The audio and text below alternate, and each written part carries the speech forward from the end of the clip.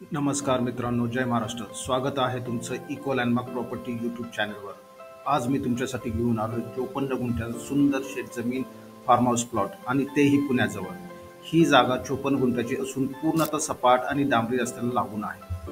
पुण्यापासून फक्त 1 तासाच्या अंतरावरती भोर तालुक्यातील मस्सर गावामध्ये ही आपली जागा आहे.